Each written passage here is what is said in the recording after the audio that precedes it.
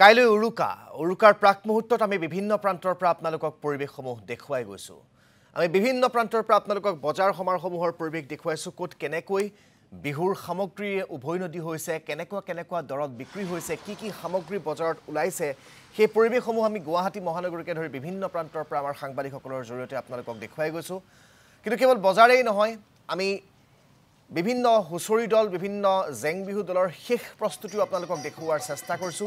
এই মুহূৰ্তত ৰহাৰ পৰা আমি এটা পৰিৱেশ দেখুৱাম আমাৰ সংবাদদাতা অসীম চেত্ৰীৰ জৰিয়তে।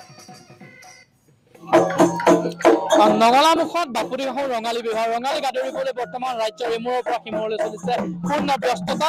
আখৰা চলাইছে বিহু দলসমূহে আৰু মই বৰ্তমান উপস্থিত আছো ৰহাৰ পহুপুৰী গাঁৱত নকুহিপাত বিহুৱা দলৰ যিসকল কণ শিশু, এই শিশুসকলে আচলতে এইদৰে বৰ্তমান সময়ত আখৰা কৰি আছে আৰু আখৰাৰ পৰিৱেশ দেখাবলৈ মই ভিডিঅ' জাৰ্নেলিষ্ট নয়ন আছে, নয়নক দেখাবলৈ আহ্বান জনাইছো যে কিদৰে আচলতে আখৰাত ব্যস্ত হৈ পৰিছে, যিহেতু পদূলি মুখত আচলতে নঙলা মুখত হেঁপাহৰ ৰঙালী বিহু আৰু বাপুতি ফাগুন বিহুটিৰ বাবে বৰ্তমান সময়ত দেখিবলৈ পোৱা গৈছে যে সকলোৱে আচলতে প্ৰস্তুতি চলাইছে আৰু বৰ্তমান সময়ত যি নকুহিপাত বিহুৱা দল ৰহাৰ পহুপুৰীৰ কণ শিশুসকলৰ দ্বাৰা গঠিত এই দলটোও আচলতে বৰ্তমান সময়ত দেখিবলৈ পোৱা গৈছে যে আখৰা চলাই আছে আৰু আখৰাৰ পৰিৱেশ আমি প্ৰতিদিন টাইমত ৰহক পোনপটীয়াকৈ দেখাবলৈ চেষ্টা কৰিছো।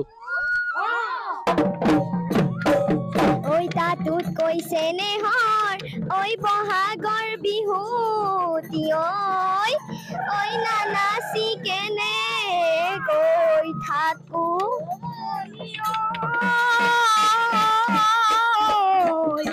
ঐ প্ৰকৃতিৰ বুকুলৈ ঐ বসন্ত আহিলে ঐ গছে বনে হলা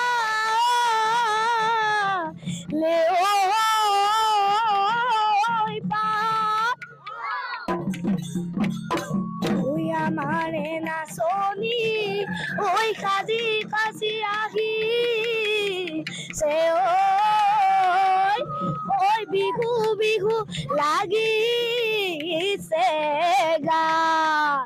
নিশ্চয়কৈ আচলতে এইদৰেই ৰহাৰ পহুপুৰীত আচলতে কোন শিশুসকলৰ দ্বাৰা গঠিত যি নকুহিপাত বিহুৱা দল, সেই নকুহিপাত বিহুৱা দলে আগন্তুক ৰঙালী বিহুৰ উপলক্ষে আচলতে প্ৰস্তুতি চলাইছে, আখৰা চলাইছে। বৰ্তমান আখৰাৰ পৰিৱেশ আমি দেখাইছো।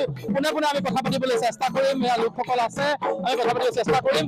নকুহিপাত কণ কুহিপাত সদৃশ শিশুৰে গঠিত এই বিহুৱা দলটোৱে আগন্তুক ৰঙালী বিহুৰ বাবে চলাইছে আখৰা, কি ক'ব?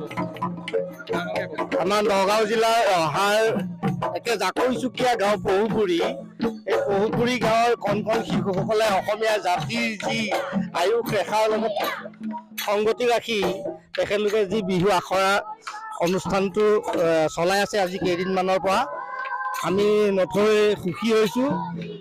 এনেদৰে যেন ভৱিষ্যতেও তেওঁলোকে আমাৰ অসমীয়া জাতিৰ এই বাপুতি সাহোন বিহুটি যেন জীয়াই ৰাখে তাৰে কামনাৰে মই সদৌ আমাৰ অসমীয়া বিহুটিৰ মানে শুভেচ্ছা জনালো। নিশ্চয়কৈ আচলতে সঁচাকৈ ক'ব লাগিব যে নকুহিপাত বিহুৱা দলত আচলতে সঁচাকৈ যে নকুহিপাত অসীম চেত্ৰী আমাক ইয়াৰ ৰহাৰ পৰা দেখুৱালে বিহুৰ প্ৰস্তুতিৰ পৰিৱেশ।